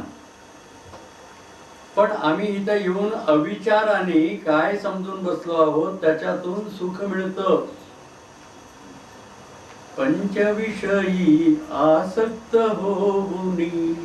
आसक्त होणे म्हणजे त्याच्यातून सुख मिळतं अशी समजूत होणे, याला आसक्त होणे म्हणतात. म्हणून दुःख होतं. पंचविषयी आसक्त होऊनी बनलो मी अविचारी गुरुराया शेवट गोड करी. याच्यापासून सुटायचं कसं? हे जे काय आमची समजूत झालेली आहे याच्यापासून सुटायचं कसं? काही कानाने ऐकताना मला गोड वाटतं, काही काही आपल्याला पाहिजे ते. कोणाला हिंदुस्थानी संगीत ऐकायची सवय असेल तर त्याला हिंदुस्थानी संगीत कानावर पडलं तरच त्याला आहे म्हणा. आणि दुसऱ्याला हे आवडत नाही. आमचे नातवंड वगैरे म्हणत असतात, ते काय आजोबा ते लावून बसता तुम्ही हिंदुस्थानी संगीत, ते बंद करा. छान लावतो बघा आत्ता म्हणतात ते. मग काय रे म्हणून म्हटलं तर तुम्हाला माहित नाही. ते त्याला जाज म्युझिक म्हणून म्हणतात. म्हणून आणि लावायलाच देत नाही दुसरं. हे ऐका काय आणि पुढं काय रे त्याचा झट झट झट एक शेवटपर्यंत असत. तुम्हाला कंटाळा येईपर्यंत त्याच ऐकायचं म्हणतात. म्हणजे आता कर्नाटकी म्युझिक कोणाला ऐकलं ते त्याला बरं वाटतं. म्हणजे मनाला कुणाला काय काय सवय असतात त्याप्रमाणे ते त्यांना बरं वाटतं. मग आणि दुसऱ्याला ते कंटाळापणे वाटतो. म्हणजे एकच गोष्ट एकट्याला सुखकारक वाटतं, दुसऱ्याला दुःखकारक वाटतं का? त्याच्यात दोन्ही नाही. हे मनाचे अविचार, रॉंग इन्फॉर्मेशन, चुकीची माहिती. त्याच्यामध्ये गंमत आहे. देवाने तुम्हाला कान दिलेला आहे. अनेक नमनेचे शब्द. कोकिळा कू कू केल्यावर तेही ऐकू येतं. मूल रडायला लागलं तर ते ऐकतं. मग आई धावते मुलाला कडेवर घ्यायला. तो आवाज करतो म्हणून. त्याला काय होत असेल तर काय आवाजच केला नाही तर बसवेश्वरासारखं काय आई डोकं हे पडून घेणार तिथे. बसवेश्वर जन्माला आल्यानंतर रडलेच नाहीत म्हणे. मग कळायचं कसं त्याला काय होतं म्हणून? मुलाला रडण्याचं एक हे ठेवलं आहे आणि ते रडलेलं आईच्या कानाची गोष्टासारखं कान दिलेले आहेत म्हणून मग ते कळतं आईला मूल रडायला गेलं आहे म्हणून. आता कानाचे उपयोग अनेक नमुन्याने इथे होतं. कोणी हॉर्न वाजवलं, मोटर आलेला आहे जवळ म्हणून कळतं. रिक्षावाला आला त्या आवाजानं कळतं, बाजूला सरकतो. हे सगळं या जगामध्ये उपयोगी आहे. म्हणून शब्द आहे, स्पर्श आहे, रूप आहे, रस आहे, गंध आहे, हे विषय आहे, ते जाणणारे हे आहेत. पण त्याच्यात सुख आहे म्हणून कोणी सांगितलं? त्याच्यात सुख नाही हे सांगायला गुरु पाहिजे लागतो. आज चुकीच्या समजुतीने मी त्याचं सुख आहे म्हणून सारखं व्यसनच लागल्यासारखं त्याची धडपडतो. प्रत्येक व्यसनी माणूस म्हणत असतो काय हो काय कुठल्या वेळेला मला व्यसन लागलं, बिडी काढीचं धरून पुढचे सगळे आमचे वडीलच म्हणत होते, काय आता तू मात्र बिडी ओढू नकोस, एक आम्हाला दडलेलं आहे ते दडलेलं आहे म्हणून. मग तसं सांगितलं तर आधी विचार येतो मनामध्ये, वडील तिथे नसताना त्यांच्या खिशातली बिडी बाहेर काढायची, बघूया काय एवढं अचानक पेटवत असतात म्हणतात. तसं होत नाही. तर व्यसन का लागलं म्हणजे की काहीतरी निमित्त होतं, पण नंतर ते त्याच्यात सुख मिळतं ही भावना. सुख कसं मिळतं?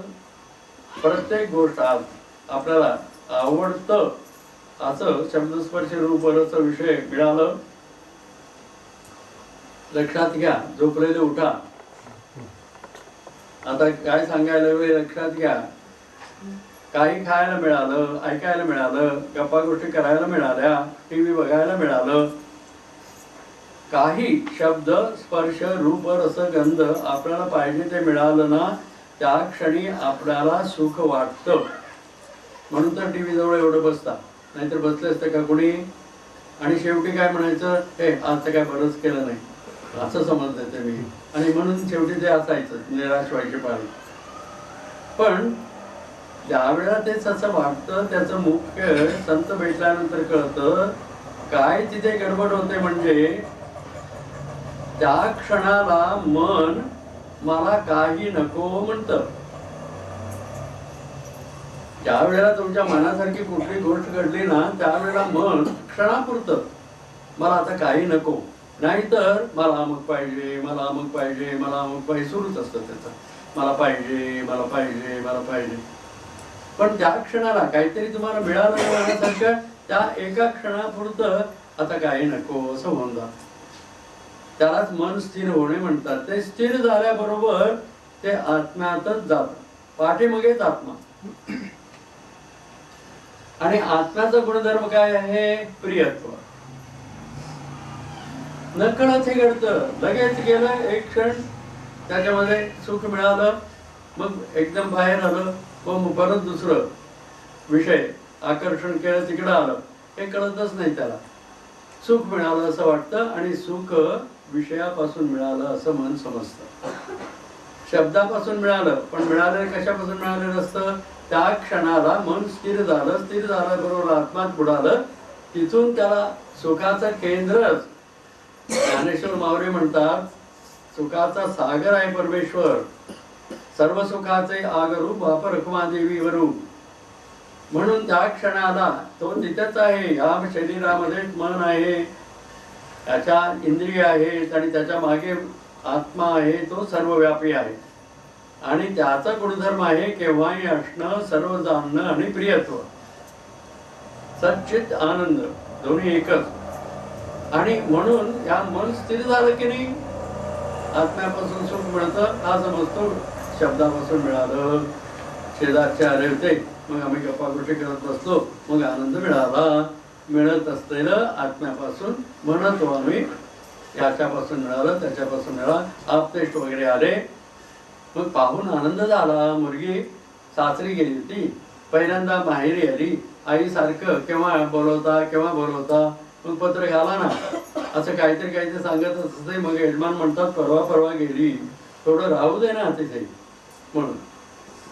मग शेवटी एकदा नागपंचमीला पाठवा, तेही म्हणाले बरं आता सण आहे, जाऊन येऊ दे. मग सांगते नागपंचमीला येणार आहे, अमक्या तारखेला अमक्या बसते वगैरे म्हटलं. बरोबर ती सारखं वाट बघत असते. शेवटी एकदा मुलगी घरी येते, संध्याकाळी 9 वाजता वगैरे आली. मग जेवायचं वगैरे करून मग एक खोली दरवाजा घालून आई मुलगी बसतात. मग त्यावेळेला बोलणं सुरू. इकडे कोणाचं झोपेला अडथळा होता काय ते वगैरे लक्ष घेत नाही. मग यजमान म्हणणार आता बहुधा बंद करा, 12 वाजले, झोपा आता, पुरे झालं. ते राहणार आहे ना आज गप बसा हो, केव्हाही तसंच करत असता. तुमचं तुम्ही खोली आहे तुमची, तुमच्या खोलीत झोपा, बघूया. तुम्ही बडबडता, तो अडथळा होतो बाप, त्याला दुसऱ्यांदा बोलणं होत नाही. बरोबर म्हणतो निघतो, कानात हा कापूस घालून काहीतरी असेल. मग हे बोलत बसतात. काय 2 वाजले 3 वाजले तरी चालत, कारण सगळे चौकशी व्हायला पाहिजे ना. नणंद काय करते, सासू काय करते, मग तिची सासू काय करते, तिचे मुलाची काय करते, सगळं रिपोर्ट व्हायला पाहिजे त्याच दिवशी. आणि किती प्रेम एकमेकाचं, अगदी अगदी विचारच नका. दुसऱ्या दिवशी 12ला संपतं बोलणं. तिसऱ्या दिवशी तर हीच आई विचारते मुलीला, किती दिवस परवानगी दिलेला आहे तुझ्या यजमानाने? मग आता कंटाळा आला 2 दिवसात अनमोना विषयांचा. पहिल्या दिवशी एवढं बोलणं काय गुजगुजू. दुसऱ्या दिवशी मग बोला ना, आजही 3-4 वाजू दे. जास्त होतं का? नाही, 3ला आलं, 12ला आलं. दुसऱ्या दिवशी मग तिसऱ्या दिवशी कंटाळा आला. म्हणून तर विचारताय, अगदी पर्यायाने विचारते, किती दिवस यजमानी परवानगी? भाई भाई तसं राहायचं नाही, तुम्ही काहीतरी कॉम्प्लिकेशन्स नको जायचं. हां, लाडू करून देते, भू करून देते,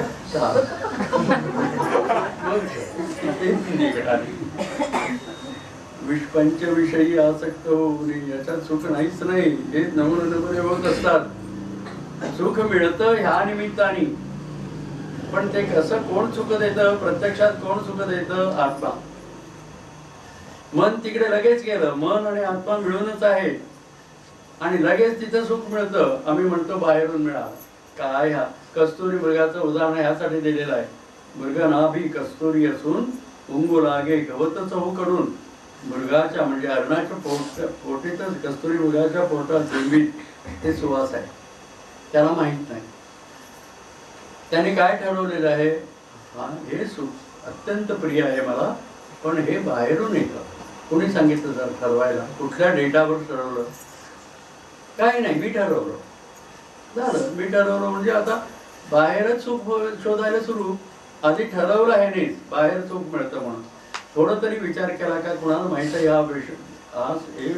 हा वास कुठून येतो?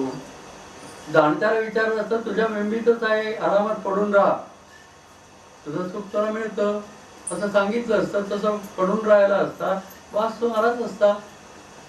पण नाही, आपण ठरवलेलं आहे ना, बाहेरून येतं. मग बाहेरून येतं, शोधायचं, सकाळपासून रात्रीपर्यंत शोधत राहायचं. त्या शोधामध्ये गटर देखील ते शोधतं. म्हणून ब्रह्मानंद महाराज म्हणतात, सूगे वो घास गंदी समझे नहीं इशारा, दुनिया सभी है अंधी समझे नहीं इशारा. मृगनाभि में सुगंधी सूगे वो घास गंधी, दुनिया सभी है अंधी समझे नहीं इशारा. मग त्याला कोणीतरी सांगायला पाहिजे, 2 थोबाडीत देऊन का होईना सांगायला पाहिजे, तू गप पड, तो वास तुझ्यातच आहे, तो येतो की नाही बघ आधी, नंतर मग बाहेरचं काम उद्योग. मग तो एकदा ऐकून, म्हणजे गुरु पाहिजे, श्रद्धा पाहिजे. गुरु सांगायचं ते सामान्य नसतं, म्हणून आधी पटत नाही, म्हणून श्रद्धा पाहिजे. तो बोलतो खरा बोलतो, आणि त्याच्यासाठीच आपण ऐकायला पाहिजे. तो त्याच्या दुनियाच्या उलटच तो बोलत असतो. तरी देखील आपण बघूया असं म्हणायचं. आणि तसं कस्तुरी मुली जर ऐकलं ना, तो पडून राहू दे, त्याच्या बिंबीतच ते सुवासाचा कारण त्याला त्यावेळेला सुख मिळायला लागतं. मग त्याला वाटतं, हो इथंच आहे, हो ह्याच्यासाठी सांगत होते, उगीच भटकू नको. पाणी प्यायला पाहिजे तर जा पाणी प्यायला, आहार पाहिजे तर आहारासाठी जा, पण सुखासाठी जाऊ नकोस. तसं आम्हाला देखील सुखासाठी कुठेही जायला जरूर नाही. तुम्ही स्वस्थ बसा, बैठे जगा सुखसे ध्यावो अखिल राजा राम. नामस्मरण घेताना मन स्थिर होतं, त्या स्थिरतेत आपल्याला आपोआपच आनंद मिळायला लागतो. आजही आमचा प्रयत्न नसताना मन स्थिर होऊन जातं झोपेत परमेश्वराच्या कृपेने, आणि सुखच सुख. म्हणून कोणालाही ते आम्ही निद्रा म्हणतो, पण ते ब्रह्मानंदच आहे असं आईने ब्रह्मानंद या सदराकारी बुधामृतात लिहिलेला आहे. म्हणून पंचविषयी आसक्त होऊनी बनलो मी अविचारी, गुरुराया शेवट गोड करी. म्हणून प्रार्थना, ते आम्ही त्या विषयातून असं सुटू शकत नाही, म्हणून प्रार्थना. मग गुरु काय सांगतात? अनन्य भक्ती दान देऊनी. अनन्य भक्ती एकच मार्ग आहे याला. तुझं मन पूर्ण परमेश्वराची चिकटव, परमेश्वराकडे मन लागायचं, ह्याला भक्ती म्हणतात.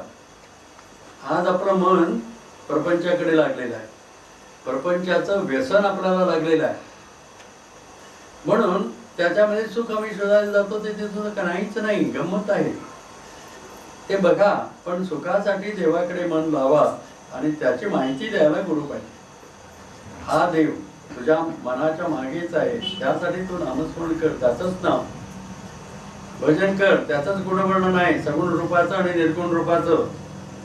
म्हणून त्यावेळेला भजनाला असं लक्ष लावून अर्थाकडे लक्ष देऊन बसला ना, 1.5 तास तुम्ही देवाबरोबरच असता. कुठलाही विषय भोगत असताना एक क्षणभर सुख मिळाल्यासारखं वाटतं, त्याच्यापेक्षा हे श्रेष्ठ आहे, कारण सारखं मिळत राहतं. म्हणून नामस्मरणामध्ये, भजनामध्ये, सद्ग्रंथ वाचनामध्ये मन स्थिर होतं आपोआपच, कारण देवाचं नाव घेत असतं. त्या सुखासाठी सुखच सुख. म्हणून थोडं तरी करून बघायला पाहिजे आणि ते गुरुनी सांगितल्याप्रमाणे केलं तरच ते आपल्याला जमतं. आपल्या मनाचं त्याच्यात घुसवायला लागलो, परत आपण विषयाकडे येऊन थांबतो. मग नैवेद्यासाठी अमुक करायचं, त्याच्यातच वेळ जातो. गणपतीचे आराधना म्हणून करायचं मंगळवारी, काय अंगारिका, काय संकष्टी, हे विषय मंगळवार. मग त्यावेळेला दर खेपेला संकष्टी करायचं आणि गणपतीला मोदक आवडतात म्हणून आपल्याला आवडत असतात. पण आई म्हणायच्या गणपतीला मोदक किती म्हणून 21 आवडतात, मला 21च करता का? नाही, घरात एक 10 माणसं आहेत, एक त्याला 4-5 तरी नको का? पण 2 जाळं असलं विषव असा माणसांचं आणि गणपतीचं नाव, म्हणून ते नव्हे. गणपतीच्या नावाने मोदक खा, काय हरकत नाही. पण त्याला आणि त्या मोदकाचा अर्थ काय आहे? प्रेम. परमेश्वराकडे तुमचं मन लावा, त्याच्यावर प्रेम करा, त्याला भक्ती म्हणतात. म्हणून अनन्य कुठं दुसरं मन आपलं नसताना गुरुनी सांगितल्याप्रमाणे आपण नामस्मरण करायचं, भजन करायचं, म्हणजे देवाकडे मन लावायचं, त्याला अनन्य भक्ती म्हणतात. अनन्य भक्ती दान देवुनी करी मज सुविचारी, गुरुराया शेवट गोड करी. चालत असेल कितीतरी छान म्हणू शकता, पण फक्त चालीने म्हटलं तर त्याच्यातला अर्थ कळणार नाही. अर्थाकडे लक्ष द्या, छान चालीने म्हणा, म्हणजे छान कप वशीमध्ये चहा दिल्यासारखा. मातीच्या मोग्यात दिला तरी चहाच आहे, तो मुख्य चहा. पण डिझाईनदार कप बशी असतं तर आणखीन थोडं, चांदीच्या भांड्यामध्ये घेतलं तर आणखीन थोडं गंमत. पण चांदीची भांडी फक्त देऊन चहा प्यायल्यासारखं प्या म्हणून म्हटलं तर प्या. चांदीची भांडी असू दे, कुठलं पेका त्याच्या अंगावर, काय चहा काय म्हणून. तस मग तव पद कमला मोद सेवुनी राहीन निरंतरी, गुरुराया तव पद कमला मोद. तुझे पाय गुरुराया, तुझे पाय म्हणजेच कमलासारखे आहेत, त्याच्यात जे गोडी आहे कमलामध्ये, मकरंद जे मध आहे, त्या मधाची चव. भोंगा तिथून येऊन किती तर आंबोर येऊन तो मकरंद सेवन करतो त्याच्यातला. आणि त्या कमळाच्या खालीच असलेले बेडूक चिखल खात राहतात त्याच्या खालीच असून. म्हणून जवळ असायचं हे महत्वाचं नाही, त्याच्यात ती बुद्धी असायचं महत्वाचं आहे. म्हणून तव पद कमला मोद सेवुनी, आमोद म्हणजे गोडी, कमल त्याच्यातले आमोद.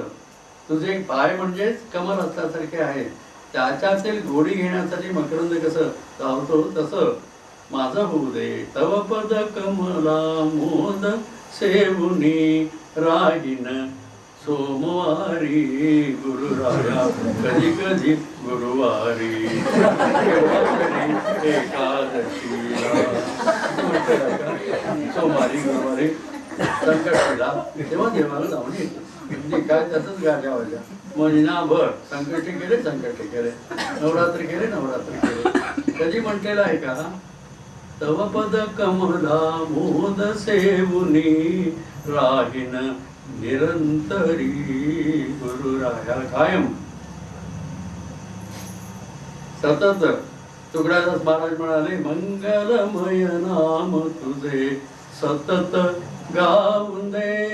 तेव्हा ही सतत म्हणजे हाताला वाचा लावायचा सोमवारी गुरुवारी. आई म्हणायच्या 3 वेळेला भजन ठेवलेलं आहे. त्याचं कारण म्हणजे तेवढंही कमी पडतं. सकाळी म्हटलेलं संध्याकाळपर्यंत लक्षात राहत नाही, संध्याकाळी म्हटलेलं रात्रीपर्यंत लक्षात राहत नाही, म्हणून 3 वेळेला. आईनं मी म्हटलं एकादशीला एकदा भजन केलं तर चालतं की रोज रोज कशाला लावला आहे आमच्या पाठीशी. मग आई पण काय कमी नव्हत्या, माझ्यासारखे कित्येक येऊन गेले होते. मग आई म्हणाला, खातोस किती वेळेला म्हणतो. रोज 2 वेळेला चमचमी जेवण पाहिजे आणि सकाळी नाश्ता पाहिजे, चहा बरोबर काहीतरी खायला पाहिजे. आणि दुपारी देखील चहा ठेवल्याबरोबर आणखीन काय खायला आहे का बघत असतो. आणि एवढा 4 वेळेला खाऊन परत इकडे तिकडे जाताना काहीतरी मिळतं का चरायला म्हणून बघत असतो. मग खरं म्हणजे 4 वेळेला भजन ठेवायला पाहिजे. आता 3च वेळा ठेवलेलं आहे, 4 वेळेला ठेवायला पाहिजे होतं म्हणून म्हणाले गपचूप भजन कर.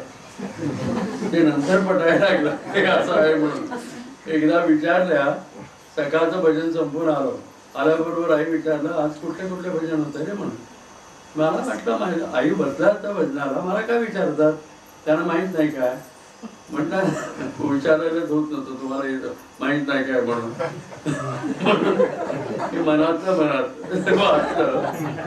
पण आई म्हणाल्या, आणि मग सांगायला गेलो तर 2-3 अभंग सांगितलं, 10-1 भजन म्हटलेलं, 2-3 पुढे गाडीत जाईना, कुठले अभंग होते माहित नाही. आता 5 मिनिटात ही अवस्था. तेव्हा मात्र कळायला लागलं हे सामान्य नाही. आणि एकदा प्रवचन झालं आणि येताना बाहेर आल्याबरोबर आई विचारलं, आज काय काय होतं प्रवचनात. मग मला तेच असं, मला काय विचारतात. मग काय सांगायला प्रयत्न केलो, त्याच्यात 1-2 मुद्दे सांगितलं 5 मिनिटात संपण्यासारखं. जवळजवळ 40 मिनिट आई बोलत होत्या. म्हणजे बाकी सगळं वॉशआउट, बुद्धीमध्ये राहिलंच नाही. म्हणजे असं असतं, ऐकताना सगळं कळलं असं वाटतं, पण नंतर ते राहत नाही. म्हणून ते वरचेवर पूर्ण ते लक्षात राहीपर्यंत आपण त्याचं तिथेच मन लावायला पाहिजे. म्हणून आई सूचना देतात, काकड आरती माझ्या प्रेमळ सिद्धा वाळू. सकाळच्या भजनामध्ये काकड आरतीमध्ये काय सांगतात म्हणजे, गुरुगुण सुंदर गीत सदोदित हृदयात घोडू. सदोदित हृदयात घोडू. सारखं ह्याने तसं म्हटलं त्याने तसं म्हटलं हेच घोडत असतो आम्ही आणि घोडात पडतो. आणि ते होऊन जर अभंग जर आपण गुणगुणत काम करायला लागलो तर श्रमच नाहीसं होता. किती काम तुम्ही केला तर देखील श्रम वाटत नाही. गुरुगुण सुंदर गीत सजवून, कारण त्यावेळेला मन आपलं परमेश्वराचं ठिकाणी एक होतं आपोआपच, म्हणून अखंड सुख मिळत राहतं. तव पद कमला मोद सेवुनी रागिन निरंतरी.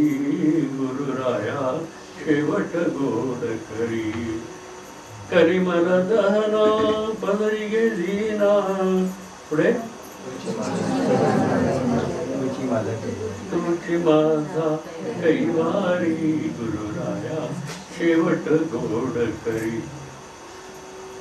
त्यासाठी शेवट गोड करी म्हणजे परमेश्वराचं नाम घेण्याने सगळ्या गोष्टी आपल्या यशस्वी होतात. सारखं मनाला सुख मिळत राहतं. तर ते प्रवचन नुसतं सांगत होतो. प्रवचन ऐकल्यानंतर आई म्हणाल्या, सांगायला आलो नाही, मग मनात राहत नाही म्हटलं तर लिहून घेतलास का. मला माहीतच नव्हतं आणि लिहून घेतलं नाही. आई म्हटलं खरं बोलायला पाहिजे, लिहून घेतलं नाही तरी लिहून घेतलं असं म्हणायचं म्हणजे खोटं बोलायसारखं होतं. ते म्हणायला जायला नाही. आईच्याकडे आल्यानंतर नाही तर पूर्वी बोलत होतं. तर पण नाही, मास्टर प्रोफेसर जर विचारले नोट्स घेतला का, हो घेतलेला आहे, असं 2दा असं केलं तर तेही घबरातात.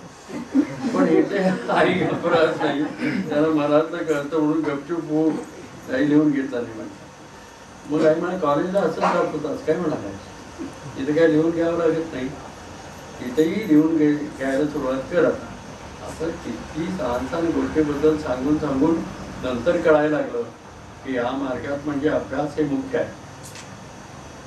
त्यासाठी नित्योपासनेमध्ये आई सूचना देतात, कर अभ्यास तू कर अभ्यास, मन बुद्धी स्थिर होईल वा, अभ्यासी रत पाहुनी हरुषे, श्री गुरु कर ठेविलवा.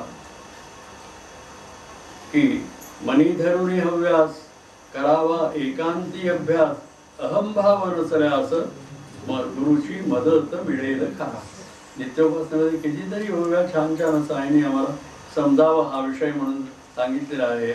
अर्थाकडे लक्ष देऊन आपण वाचन करावं, भजन करावं, नित्योपासना म्हणावं, म्हणजे आम्ही अमर व आनंदी असलेलं करून जातं.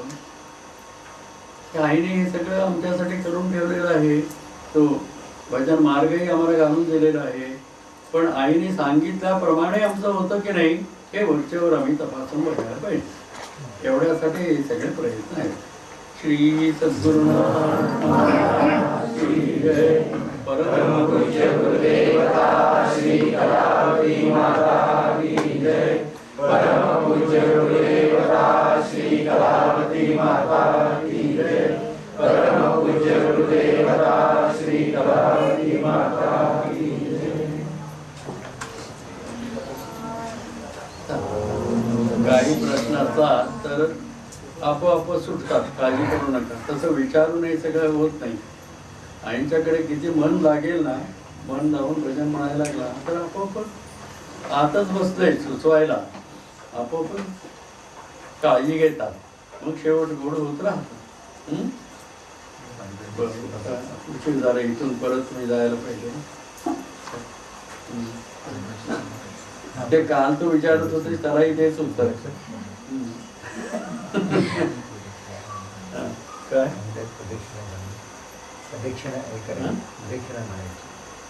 प्रदक्षिणा म्हणायची. उशीर झाला ना, 8 वाजले. चला.